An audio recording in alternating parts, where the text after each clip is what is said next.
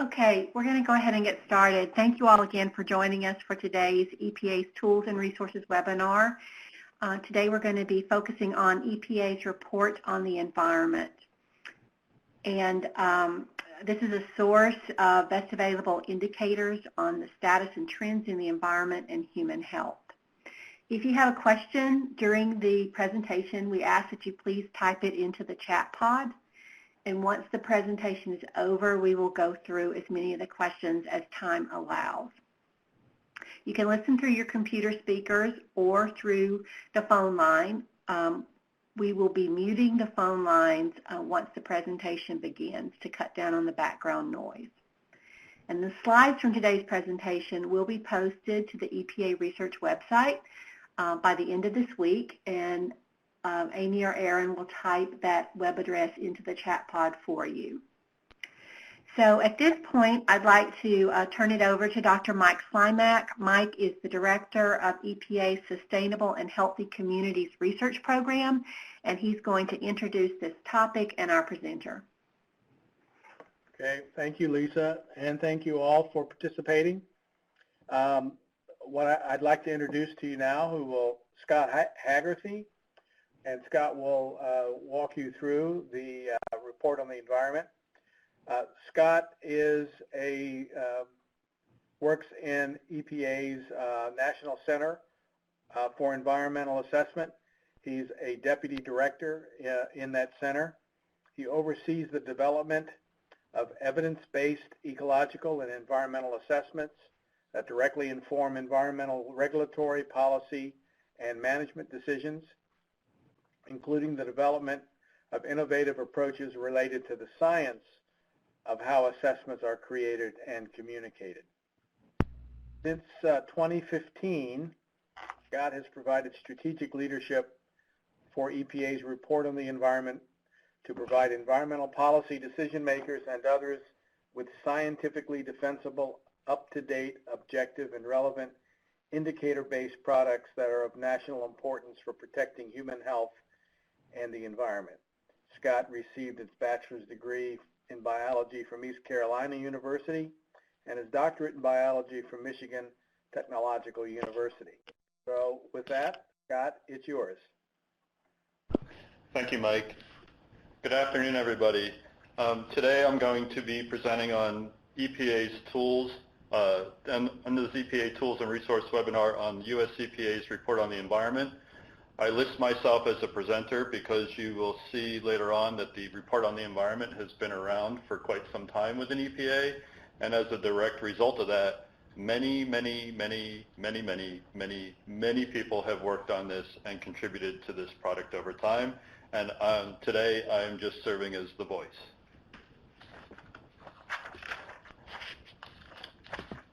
So EPA's report on the environment and the program is designed to provide environmental policy decision makers and others with scientifically defensible, up-to-date, objective, and relevant indicator-based products that are of national importance for protecting human health and the environment.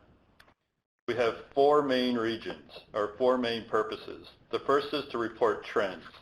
That is the status and trends of environment and human health, and they're represented on the ROE website by 80+ indicators.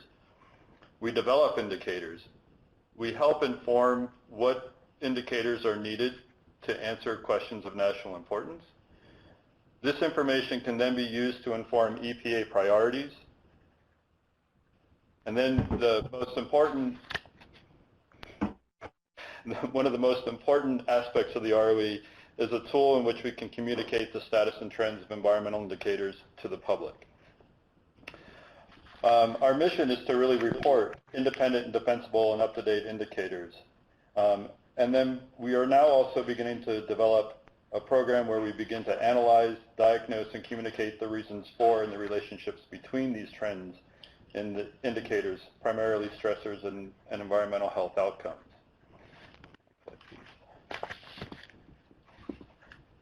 The report on the environment started in 2001 as an initiative by the EPA Administrator Whitman at the time, and it was designed with the purpose of informing EPA priorities and to assess mission success. Over the years, it's gone through several different iterations. from a draft ROE released as a published report in 2003 to a published report in 2008 on the status and trends, and an electronic version back in the day that was called the eROE. In 2008, the decision was made to move the ROE from a static paper-bound copy to more of a web-based interactive platform. And in 2015, we released that version to the public. By going to the web-based version, we actually created greater transparency and added interactive capabilities. With the release of the report on the environment in 2015 in a digital framework, and started to add a strategic component to the ROE, thinking about its future use and its future development.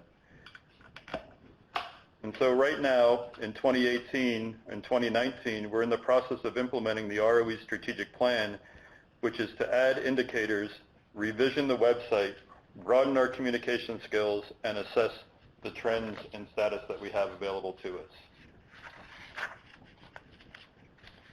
The goals of the ROE are to continually promote the use and improve the impact of the ROE as an effective decision support system.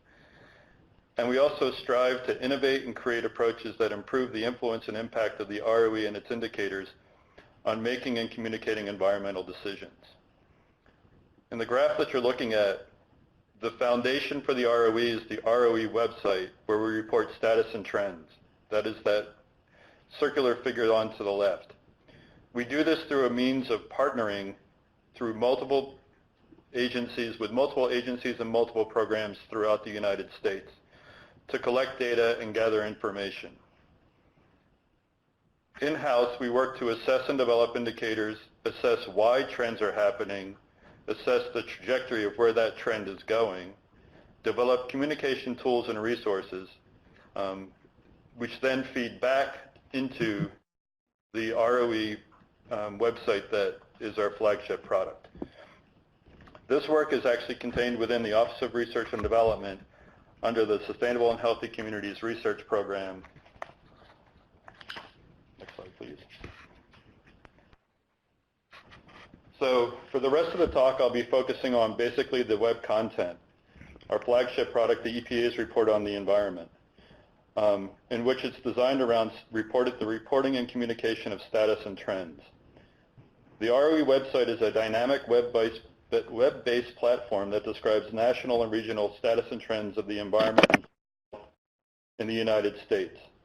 Currently, it presents more than 80 indicators from EPA, federal agencies, and other sources that represent the best available science representative of EPA's mission.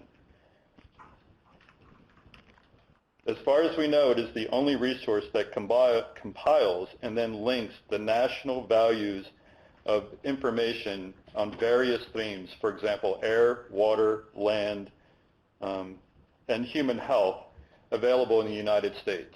In other words, what it's doing is it's presenting a comprehensive overview of the indicator status that paints a general national picture.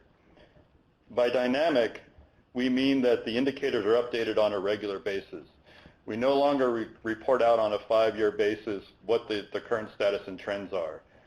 The fact that we have a website means that as new indicator information becomes available or is updated, we can add it almost immediately to the website, so that there is no regularly scheduled release associated with the ROE anymore. When we do update the website, we make note of it on the site, and we actually go through a series of communication releases to let people know that we've updated some of the indicators. Just last week, we have updated 9 indicators. Most of these are related to the emissions, for example, carbon monoxide, lead, mercury, nitrous oxides, and the cancer childhood indicators.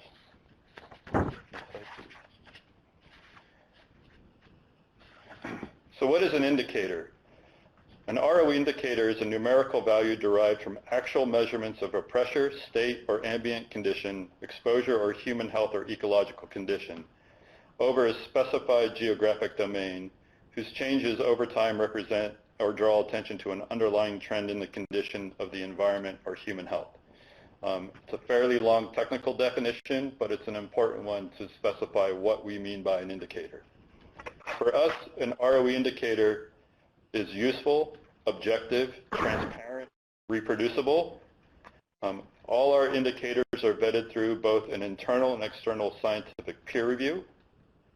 It's important for us that the data that underlie that indicator are characterized by sound collection, management, and quality assurance procedures, that they're reported on in a timely and described change or trends, that they're comparable across space and time, and that they're representative of the target population.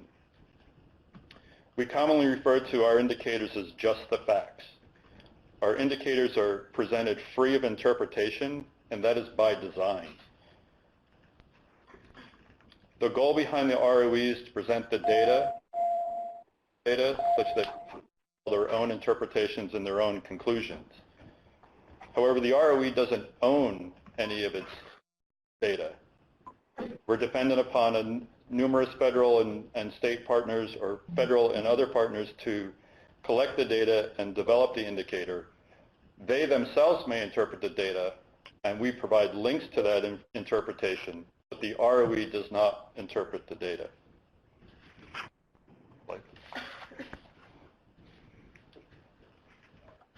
We have a fairly in-depth indicator process.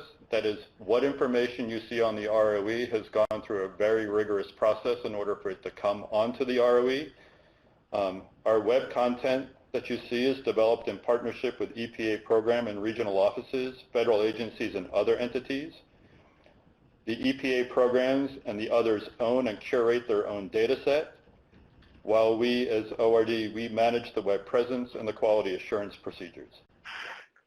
We do this through maintaining strong relationships with partners to ensure the timely updates of ROE indicators. Again, we update the information as it becomes available from the program office or the data owners. Over the coming year, we're actually working on several new indicators. These include trends in surface water, taking advantage of EPA's Office of Water's National Aquatic Resource Survey data. We're looking at trends in algal blooms based upon satellite information that's being developed here within the Office of Research and Development, and trends in pesticide residues in food, working with the EPA Office of Pesticides program.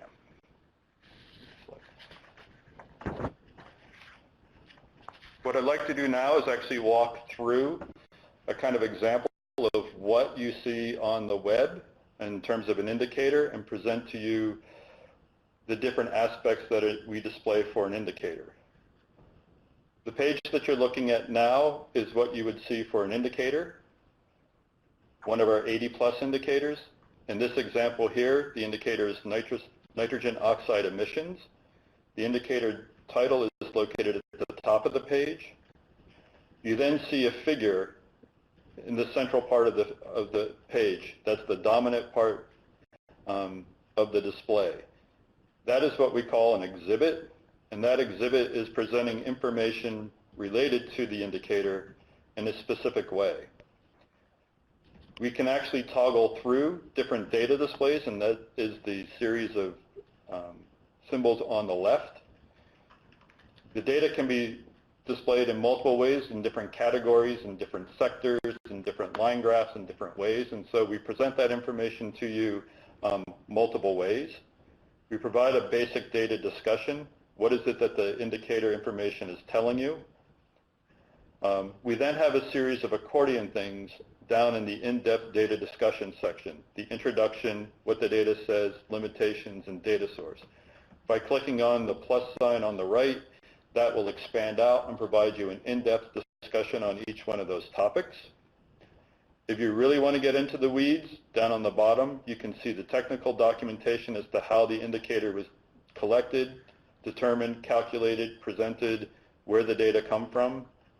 And then for more information are the external links that will link you out to the appropriate site of the group that owns the data and curates the data. In the upper right-hand corner, you can get the data that was used to create the figures. It's downloadable as both as in terms of a CSV file that you can bring immediately into Excel. You can also create a PDF image of the figure that you're looking at. category toggle, if there's different information from different sectors or categories of information, you can hover your mouse over those and you can click them on and off, and the graph will interactively change in response to what you select. And if you hover over the different data displays, it will actually provide you the number in each one of those boxes.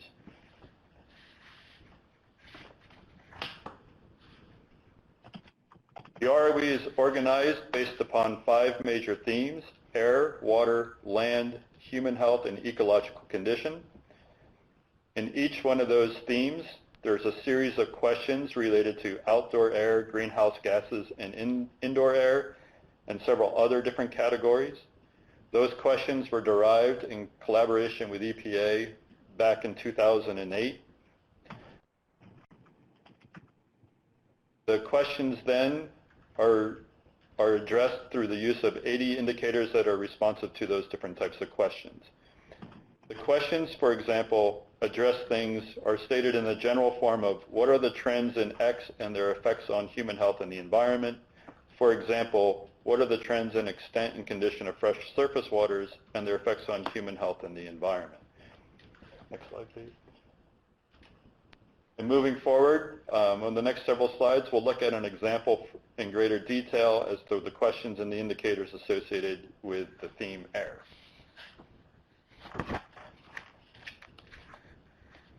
So under the theme air, there's 3 different questions related to outdoor air quality, greenhouse gases, and indoor air quality.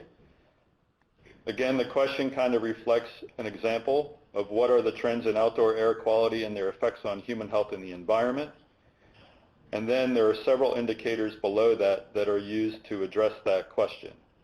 And they can range from everything from acid deposition through lead concentrations to volatile organic compound emissions. You see the list of indicators underneath those. The indicators that are bolded out are those indicators that EPA is the data collector and the data owner. The EPA has the data, is the data source for that information. Other data owners include the U.S. Energy Information Administration, NOAA, the CDC, as well as the World Meteorological Organization. So you can see that we're drawing on the best information available from any organization.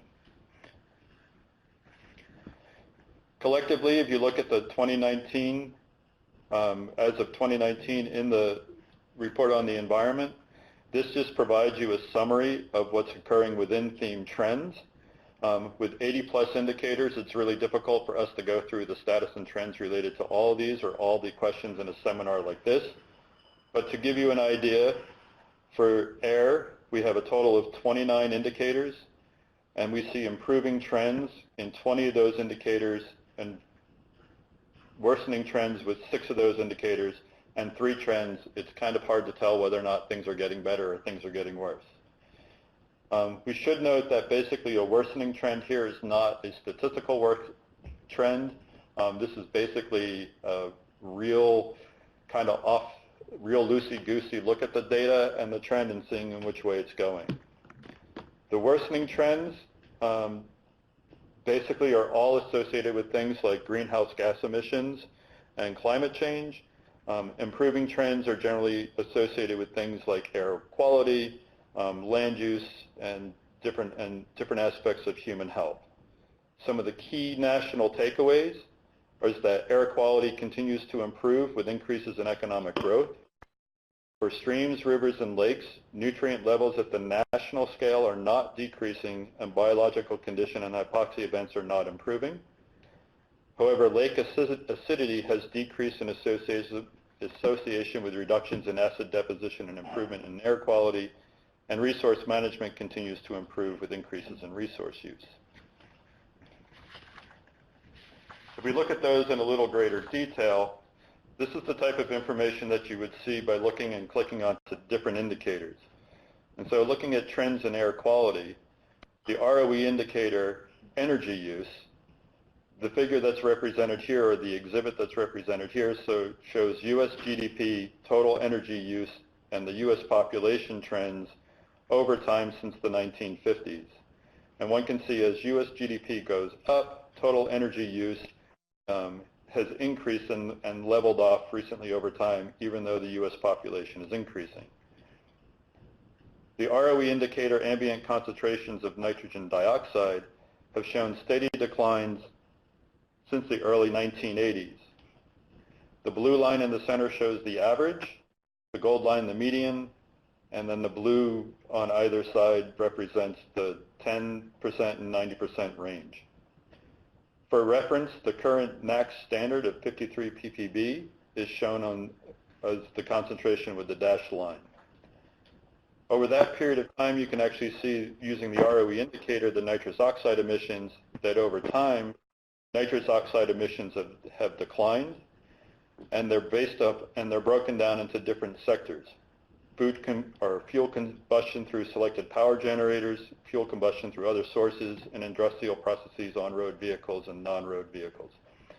So collectively, one can take the information that's on the ROE, look at the information from different parts, and begin to gain a picture of what's happening with air quality. The next slide shows trends in ecological condition. So here, nutrient levels in large rivers are not decreasing, and the Gulf of Mexico hypoxia is not improving. So the purple line shows the nitrogen and phosphorus loads at the mouth of the Mississippi River as it enters the Gulf of Mexico. You can see that over time, those values are remaining, in current time, those values are remaining pretty constant. And then the ROE indicator hypoxia in the Gulf of Mexico and Long Island Sound. The graph shows the aerial extent of dissolved oxygen less than 2 micrograms per liter in the Gulf of Mexico bottom waters, and one can see that those values variable among years, but there's no clear trend in improving or not improving.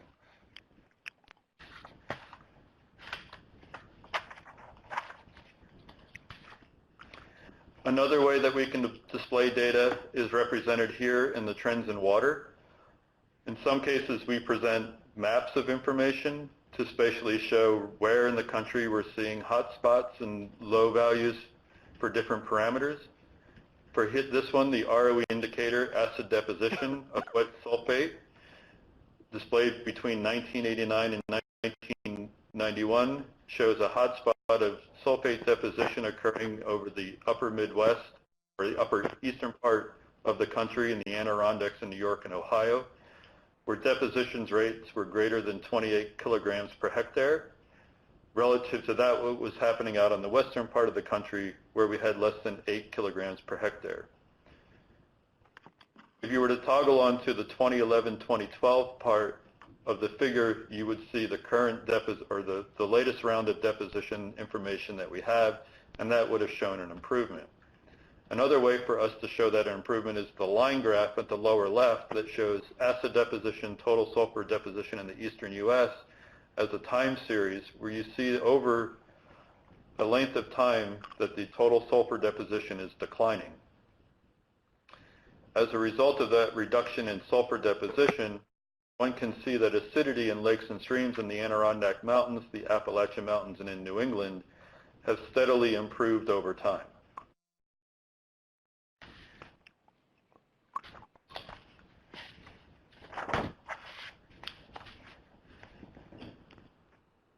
Another way that we can present information in the ROE is through a series of multiple line graphs. Here we're showing resource management that continues to improve even with an increase in resource use. So this is showing municipal solid waste generated and managed, looking at composting, recycling, combustion, and landfill and other disposal.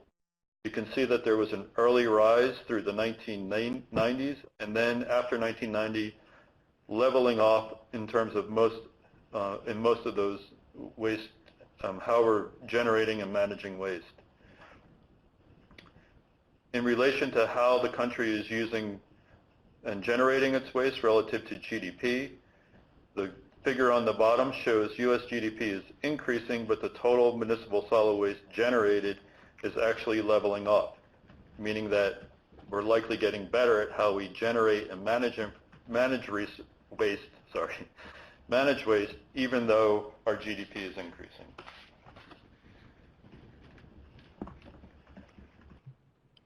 Another aspect that we present on the ROE are trends in human exposure and health. Here we're showing that heart disease is a leading cause of death in the United States. The indicator on the left, the ROE indicator general mortality, shows the breakdown of what are the leading causes of death in the U.S. This is being displayed for all races.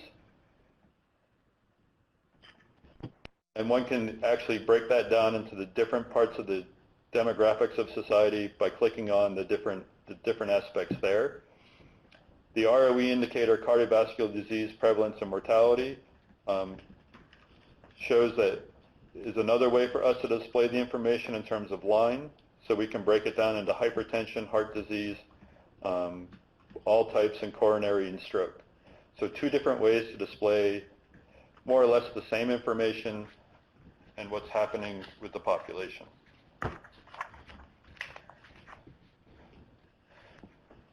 So for web content, again, the ROE presents information at the national level. We don't really present information at the individual state level or community level, and we really don't present information at the global level. Our focus is primarily on painting the national picture. That said, there are several indicators where one can get a feel for what's happening in states, and these are generally presented to the user in terms of information on a map. So acid deposition, lakes, streams, fish funnel intactness, land cover, sea level rise are all information that we present for states at the map level. In some cases, we present information more on the EPA regional information. This is the EPA regions 1 through 10. And the indicators listed below will actually provide you context for those regional specific places.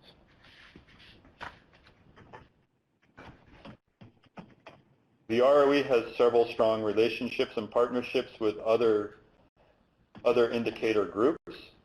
One of the ones that we are currently developing and have started over the last several months is working with the Environmental Council of States. We also have a strong relationship with the European Environment Agency, the United Nations Environment Global Environmental Outlook Program, the United Nations and Department of States through Sustainable Development Goals, and indicator and metric communities of practice, various ones throughout many of these organizations. Our current engagement with ECOS is to establish a format for discussing topics of joint interest. These can be everything from the indicators being presented, data visualization, and product improvement. And then our engagement with the European Environment Agency is to establish webinars and collaborations to ensure that the work that we're doing on is consistent and informative across two different continents. More specifically, our ECOS project focuses on a product that is being produced by ECOS called Results. ECOS Results is a state-led effort that illustrates the outcomes of states' efforts to improve public health and the environment. They also promote an interactive web tool displaying state-identified common measures. And the link for ECOS Results is right there for you to go to if you haven't seen it. I encourage you to do it. It's a very interesting and interactive website. The measures for ECOS Results are is air healthy to breathe, and includes ambient air pollution, point source emissions, and economic indicators. They're labeled here in red because they actually share some of the same attributes that we have reported on the report on the environment. The other measures they have are the less and properly managed waste, looking at brownfields, RCRA compliance, RCRA facilities and corrective action and underground storage tank cleanups. They also have water clean and available for all uses is another measure that they have, and that includes drinking water bodies, monitored nitrogen and phosphorus discharge from major NPDES permits, and wastewater discharges. Moving forward over the next several years, the goal of the ROE program is to expand our indicator development, to add an interpretive component to the ROE for our data users, and that is to work with them to explain reasons for trends, to build on our ongoing outreach and communication efforts, and to establish collaborations with national and international partners. This slide is provided here as kind of a resource for everyone on the call. If you're interested in global comprehensive indicator reports, and comprehensive here is meaning reports that actually cover multiple themes. They're not specific to a certain theme like water, air, CDC, or something like that. These are comprehensive reports. You can check out the UN Global Environmental Outlook report. At the national scale, you can check out US EPA's report on the environment. You can also check out the European Environment Agency State of the Environment report. At the national, regional, state, community, these are specific media or other indicator reports. There's a long list here. In many places in the ROE, we link back to these as these are the repositories for the indicators that we have. So some key takeaways. So the ROE, US EPA's report on the environment, is the only resource in the US that provides national status and trends across multiple themes and media. It's interactive, it's flexible, it's modular. Our agency resources, it provides an agency resource for scanning outcomes across programs, assessing performance, strategic planning, and interpreting trends. It's a public resource that presents outcomes factually without interpretation. And it's based upon well-established partnerships within EPA, federal, state, and international indicator platforms and assessment organizations. We're interested in your questions and your feedback. We're interested in learning about your approaches that utilize indicators to assess status and trends at different scales. We're always looking for people to partner with, different ways or different understanding how different people approach the use of indicators in their work. We're interested in efforts and approaches that utilize sustainability indicators, and we're also interested in efforts that incorporate indicators into environmental decision makers. Understanding how people use indicators in the decision making is really something that's of value to us, and it's something that we're really interested in. For contact information, you can contact myself, Scot Hagerthey, or Mike Slimek. The information is located on this slide. I encourage you to engage with EPA's report on the environment. And before I end, I would like to acknowledge the NCEA ROE team members listed here, as they have been the ones that have carried the biggest burden in moving the ROE